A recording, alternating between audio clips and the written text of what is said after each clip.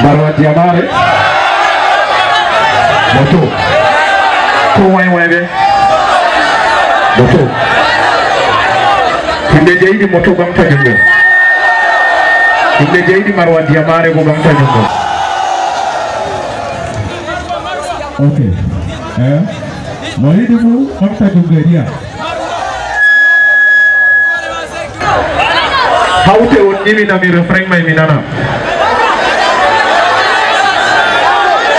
ele waddoɓe motoji kawten dawren en fuu ene sippoɓe motoji ɗigalngal magal koyngal arrendal fuu e ɗon ñimata ɗo ni bo ñimandinana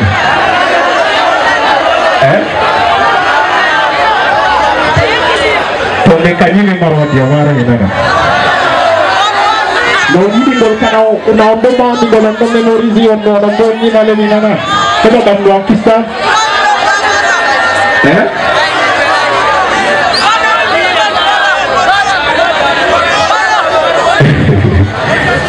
Ok. Et maintenant, nous allons faire là.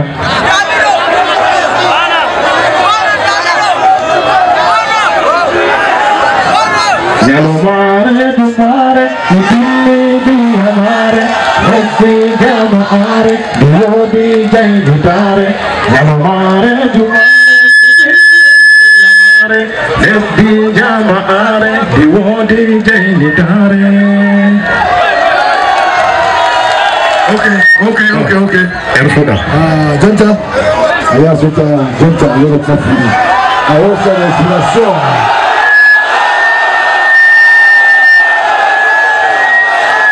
Mi fa mai.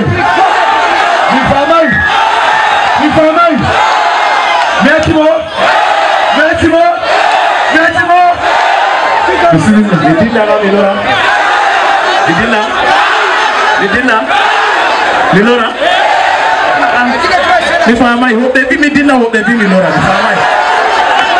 Bon, tanto mi. Bueno, nado. Belo. Tamam. Jebuli. Belo mi ho. Okay. Moyidi. Bangta jungo, moyidi mi dinna bangta jungo. Moyidi. Go didi tashi nai sappe jiki. Nebaina. Go. Moyidi ojona. Kai. Jonta inshallah mu atiba wala song aya suka sada wala inspiration to wa Kodagam Eloya be trafiquant moto bawelia be Marwa Diamare DJ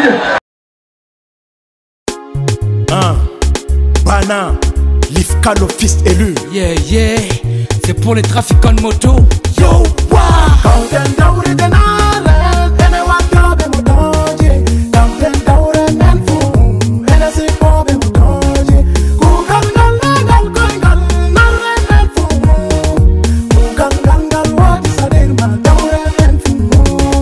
Nametum der la debalere, hakunde Nigeria Cameroon. Bobe bonder la de Hamadare, hakunde RCB Cameroon.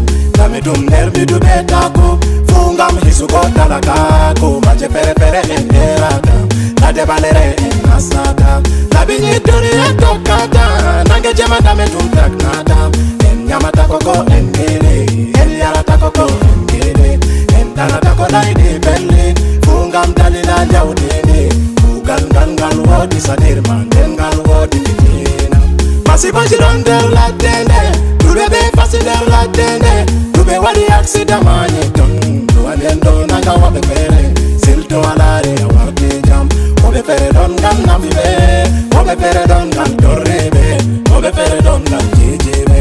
Kauten daure denare, ene wakabe motoje. Kauten daure menfu, ene se pobe motoje.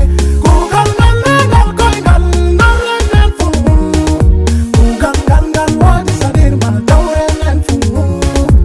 wala kugagal wala bone derra pamu kama tata mbaru jokke mada tata somu habdu tidunu ngani to awodi jamu buru ngani be berde wore tata jambu yara bone heba kanju woni jawdi lamdi a jambay sama jafte sam sembe mada watti bone kabde tende weti fu dudbe andi jaddu masida bugo halesi jana ndi don be do jodi mere tum do rena mere sil rena kawtude wobe heba mere doni en keba mere nen warta mede dikani en jara taku hisatana kaku kap be kabdi ndogi ndogi chapti ndogi habe ndogi bambe kedi jogi mordi woso bondi tata yofu tata ajeba to ajoke tanga na wote kai disanu woni vivu woni jabu kitabu tena na kate kude kamera kamitoza kata bomu tata jado dal eden ona trafika ya fufa me halaka fufa me halaka kauten dauri de nale ana wakabe mutoje kauten daure men fu ena se pabe mutoje kugan gangal koingal nale men fu kugan gangal wodi saderma daure men fu. Tous avons les mêmes rêves de couleur, roulons la surpatience et douleur. Nous sommes des braves, gravons les parts pour ne pas sortir les larmes. Ah. Faut compter sur personne, personne ne sert à personne lorsqu'on tombe la somme. On se bat pour la survie, s'en sortir, en maintenir l'équilibre à travers les obstacles et les risques.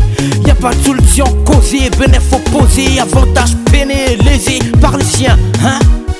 La vie est un combat plein de coups bas de cobra. Elle te bat, et te rabat, c'est comme ça.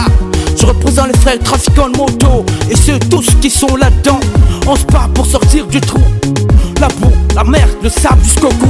Fais gaffe au couloir que tu rentres les soirs. Les larmes et les rasoirs pleureront sur toi. Le savoir, c'est ton devoir. Fais partir de ceux qui fait du bon son. Le bon son, le bon du bon blé. Et moi j'en fais du bon, c'est sûr. Allons, Dieu est l'allié pour tous. Imiter, limiter pour ne pas ajouter. Faut pas douter, surtout à la fancy. Allons, Dieu est notre allié.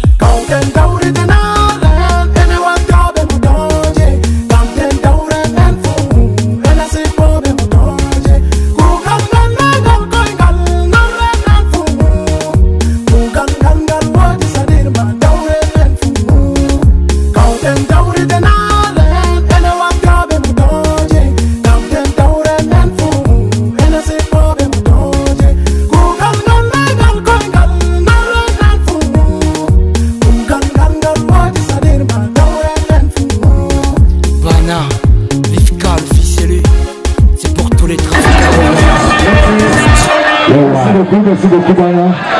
C'est bon, merci beaucoup. Merci beaucoup, Bana.